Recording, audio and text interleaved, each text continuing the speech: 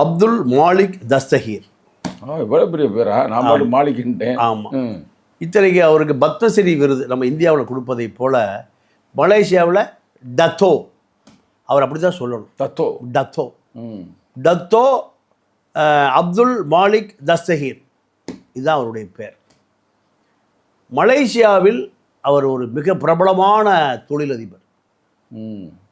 Malaysia குற்றப்புலனாய்வு திடீர்னு அவர் ஒரு ரைடு பண்ணுது. $15 மில்லியன் பணம், $15 மில்லியன் பொறுமானம் உள்ள தங்க கட்டிகளை அவர் வீட்டிலேருந்து எடுக்குது. எந்த ஆண்டு? 2023. இன்னைக்கு வரைக்கும் அந்த வழக்கு என்ன ஆனதுன்னு தெரியல. எவ்வளோ பெரிய செல்வாக்கானது. நீங்கள் மலேசியா என்பது நீங்கள் சட்டத்தின் முன் அனைவரும் சமம். அது ஒரு முஸ்லீம் நாடு. அங்கே எந்த விதமான விதி மீறல்களையும் மீறினால் தண்டனை கடுமையாக இருக்குது. தூக்கு தண்டனை தான்.